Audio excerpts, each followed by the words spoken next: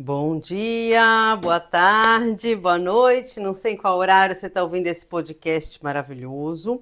Aqui somos o podcast Saudabilize.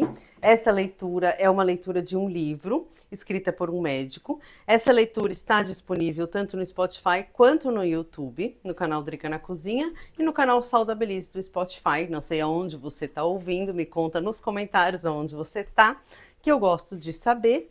E por aqui, essa leitura é parte de um projeto muito lindo, sabe? Um projeto chamado Saudabilize, que carrega o nome desse podcast, que exatamente nesse projeto somos uma comunidade de mulheres que visa a longevidade, que visa a saúde e que está estudando para isso, fazendo algo, né? Porque a verdade é que a maioria das pessoas diz que quer se cuidar, diz que quer longevidade, que quer viver mais, mas acaba que não move nem uma palhinha de diferente do que estava fazendo antes para mudar a sua vida. Aqui no Saudabilize, de uma forma muito leve, muito gostosa, muito acolhedora e afetuosa, a gente vai trazendo algumas verdades à tona, né? Então, através da leitura de livros, através dos nossos papos semanais com a nossa nutricionista, respondendo as dúvidas que as Saudabilindas têm, mas para além das dúvidas, a gente também explora um ingrediente diferente por semana, traz mitos e falácias sobre determinados ingredientes e estuda verdadeiramente o que a gente come, né? E grande parte do trabalho do Saudabilize é amplo e é gratuito. É amplamente feito nas redes sociais e grande parte dele é feito dentro da comunidade. Então é meio que 50-50. Você que ainda não tem a oportunidade de estar junto no Saudabilize também pode desfrutar de diversos conteúdos, assim como esse que você está ouvindo agora. Mas se você tem a oportunidade de se observar, se você tem a oportunidade de se cuidar, de se olhar, entrar dentro de uma comunidade que está todo mundo nessa mesma direção, é um caminho maravilhoso, encurtador, posso te dizer que encurta bastante. E a gente tem a nossa plataforma de receitas, o meu trabalho você já conhece, né? Já sabe como eu sou como chefe. E então são receitas maravilhosas, são receitas essas indicadas tanto nesse livro quanto no outro livro que a gente leu. São o que eu faço através das receitas é traduzir o que está escrito nos livros em ingredientes e formar receitas gostosas. Esse é o grande objetivo do Saudabilize. Receitas gostosas e saudáveis sempre, né? Não tem fritura, não tem glúten, não tem nada desse tipo. Bom, enfim, estamos lendo esse livro maravilhoso aqui que diz Lugar de Médico é na Cozinha, de Dr. Alberto Peribanês Gonzalez. E eu estou achando particularmente muito interessante. Ele foi uma indicação de uma Saudabilinda, uma sugestão de uma Saudabilinda. E exatamente tem gente que me pergunta sobre a programação anual do Saudabilize, se eu já tenho todos os aulões planejados para o ano todo. E sim, a gente tem uma diretriz, né? Mas acontece que no meio do caminho vidas acontecem e a gente está envolvida nessas vidas. Exatamente por estarmos envolvidas em comunidade, o percurso do rio ele muda, né, a cada curva. Então, acontecem curvas nos caminhos das Saudabilindas e a gente vai seguindo esse fluxo. Então, a gente tem essa programação anual, essa diretriz, porém, a gente está sempre disposta a mudar e quando uma Saudabilinda tiver necessidade, né? Então, exatamente, a gente fez agora um aulão que foi para elas, né? Que foi sobre Sala Deusa, e no nosso próximo aulão também é para elas, é sempre para elas, né? É sobre organização, planejamento e organização alimentar. E esse aulão vai ser muito interessante, porque ele vai ter a participação da nossa nutricionista. Então, a gente vai fazer um planejamento vegano, vegetariano, como fazer um planejamento semanal de vegetariano que seja prático e rápido e com diretrizes de macronutrientes para você aplicar no seu dia a dia. Acho que essa aula vai ser realmente uma imersão, não é uma aula, vai ser uma imersão muito transformadora, né? Então, se você sente de fazer parte dessa comunidade, vem, entre em contato com a gente no saudabilize.com.br, certo? Vamos começar com essa leitura maravilhosa, então. A gente está lendo aqui e a gente começa agora com A Luz no Fim do Túnel. Alimentos funcionais. Esse é o capítulo 3, A Luz no Fim do Túnel. Capítulo 4 já, né? Isso, desculpa. Capítulo 4, que diz A Luz no Fim do Túnel. E vamos começar com o subcapítulo Alimentos Funcionais.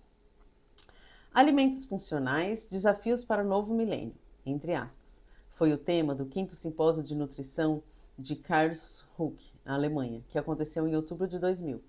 O encontro enfocou a relação entre 3 elementos chaves de nossa época: alimentos, nutrição e saúde. Alimento funcional é qualquer alimento que tenha um impacto positivo na saúde do indivíduo e no desempenho físico e mental, adicionalmente a seu valor nutritivo intrínseco. É um alimento e não uma cápsula, ou um tablete, ou um pó, derivado de ingredientes de ocorrência natural, que pode e deve ser consumido como parte da dieta diária. Tem uma função particular quando ingerido, podendo regular processos vitais específicos como o aumento dos mecanismos biológicos de defesa do organismo contra influências ambientais, prevenção de doenças, influência positiva nas condições físicas e mentais e redução do processo de envelhecimento.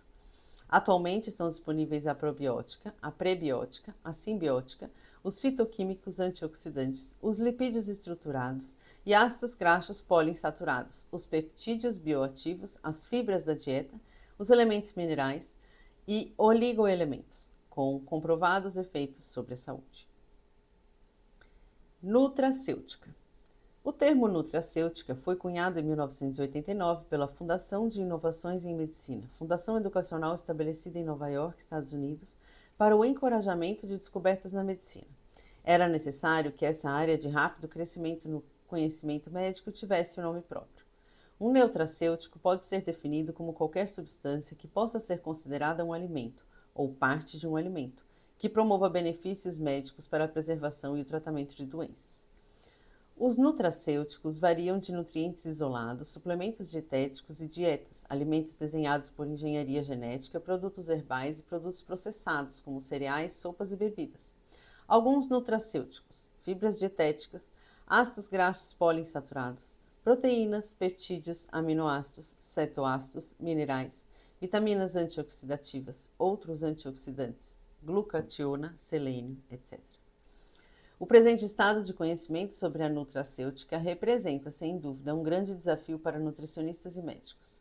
A autoridade médica pública já considera a prevenção e o tratamento com nutracêuticos um poderoso instrumento na manutenção da saúde e na reversão de doenças crônicas e agudas provocadas por alimentos.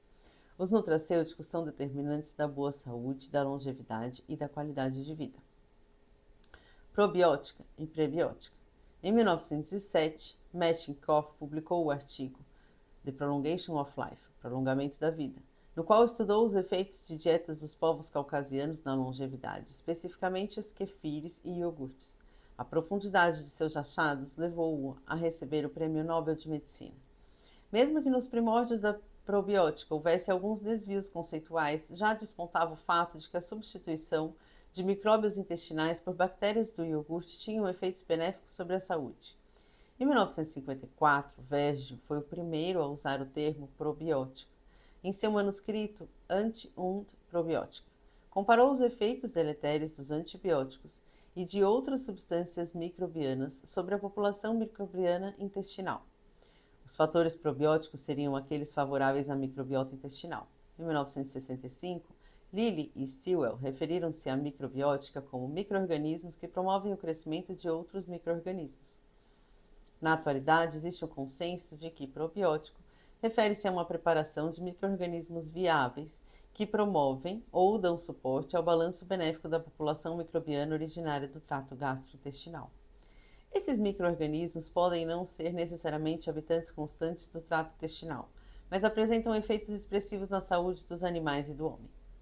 Existe também o conceito da prebiótica, que se sustenta no fato de que populações de bifidobactérias e lactobacilos considerados benéficos para a saúde humana podem ser estimulados seletivamente pela oferta de carboidratos fermentáveis e não digeríveis. O leite cru, iogurtes e lactobacilos vivos em kefires são probióticos naturais. Foram os primeiros a ser estudados por Metcalfe há 100 anos. Desde então, pouco se publicou na área da probiótica, fato que deve mudar bastante, pois esse novo ramo da ciência já está na ordem do dia. Por exemplo, sabe-se que o leite é um excelente provedor de bactérias homeostáticas do solo. Deixo aqui algumas perguntas aos leitores mais sagazes e informados. Como ocorre a, entre aspas, contaminação seletiva do umbre das vacas por bactérias benéficas do solo? Por que o leite não é contaminado por bactérias causadoras de doenças em situação normal? Como o leite materno humano também apresenta esse tipo de bactérias, de enorme importância para a saúde do lactente. Porque as bactérias do leite são também as mesmas da terra, ou melhor dizendo, da terra fértil e nativa, sem pesticidas ou agrotóxicos. São muitas as perguntas e, acreditem, a ciência ainda não tem respostas para elas. Encontros científicos vêm sendo realizados com o intuito de formatar protocolos de pesquisa que respondam rapidamente a essas questões. Somente agora, 100 anos depois do artigo The Prolongation of Life, é que se percebeu que as formidáveis bactérias têm muito mais importância do que se pensava. Vejamos então quais as bactérias homeostáticas do solo. Na lista a seguir são as principais espécies, entre mais ou menos 400 gêneros descritos. Bom, daí assim, né? Um monte de lactobacilos. Lactobacillus acidófilos, lactobacillus bulgaricus, lactobacillus delbrueckii, lactobacillus casei, lactobacillus caucásicos, lactobacillus fermenti, lactobacillus plantarum, lactobacillus brevis, lactobacillus helvéticos, lactobacillus leishman, lactobacillus lactis, lactobacillus licheniformis, não, aí é só bacillus licheniformis, bacillus subtilis e bifidobacteria bifidus. Essas bactérias existentes no leite apresentam-se também em todas as estruturas vegetais orgânicas e nativas, da raiz ao caule e nos frutos. E não é por acaso. Muitas delas realizam funções imprescindíveis à vida das plantas. Todos conhecem as bactérias fixadoras de nitrogênio, que predominam nas leguminosas e são apenas exemplos disso. Pelas características do trabalho conjunto, esses seres unicelulares adquirem características de seres pluricelulares e pela simbiose e sinergismo com outros bilhões de bactérias atuam nos organismos do reino vegetal e animal como parte do funcionamento normal da vida superior. E quando ocorre a morte de plantas ou animais, são as bactérias que se encarregarão de devolver todos os tecidos decompostos ao solo. Pela instigante engenharia de vida, estarão disponíveis para o surgimento de outras plantas e de outros animais, no ciclo da energia e da matéria. Benefícios da prebiótica e da probiótica para o organismo. As bactérias que podemos abrigar em nosso tubo digestivo vivem em perfeita simbiose com o organismo humano e são capazes de, entre aspas, dialogar com as células da parede intestinal e com as do sistema imunológico. Nessa estreita ligação entre grupos celulares, algumas moléculas são originadas, outras se transformam, outras podem ser absorvidas. Segundo o American Journal of Clinical Nutrition, 2001, essas são algumas aplicações das bactérias intestinais probióticas.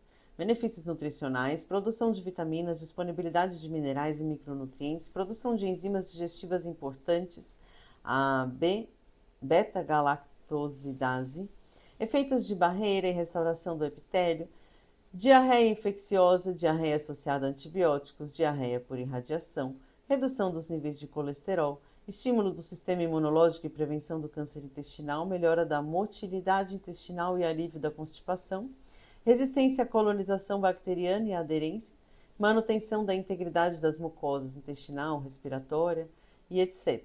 Essas são algumas aplicações das bactérias intestinais probióticas. É lamentável que ramos tão novos da ciência e com ideais tão nobres possam estar sendo utilizados visando proporcionar lucros às empresas farmacêuticas e alimentícias. Um dos principais objetivos desse trabalho é, por intermédio da prática culinária, fazer com que os valiosos alimentos funcionais cheguem à mesa dos leitores ou iniciados em práticas crudívoras, na forma de alimentos, e não por cápsulas com essa bactéria ou aquele micronutriente ou fitonutriente isolados. Farfan menciona a ênfase em que a prática em alimentos funcionais deve ser patrimônio da população de todos os níveis de renda, não de empresas do ramo alimentício, ávidas por um novo filão de lucros. Não existem plantas medicinais. O reducionismo também se apossou da milenar cultura das plantas medicinais que foram embutidas nos mesmos conceitos ante alguma coisa e jogadas em algum grande caldeirão de água quente, que retira suas propriedades sinérgicas, transformando-as em chás e extratos em um sem fim de preparados.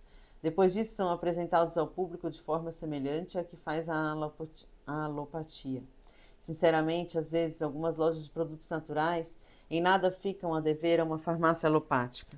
Não existe uma planta medicinal, pois todas as plantas, se ingeridas regularmente na forma de alimento, são medicinais em maior ou menor escala. As que apresentam os efeitos mais poderosos são as que se ajustaram à nossa culinária e ao paladar em milhares de anos. As simples hortaliças orgânicas, não as congeladas, não as crescidas em granjas de agrotóxico, não as geneticamente modificadas, não as do Tahiti, mas as verduras simples que crescem em qualquer quintal irrigado com amor e água limpa, sem cloro, se ingeridas em diversidade diariamente, em uma dieta que inclua 7 hortaliças orgânicas por dia, farão com que recebamos todos os possíveis organismos homeostáticos do solo, todos os minerais e mais de 800 princípios ativos diferentes. Isso é medicinal.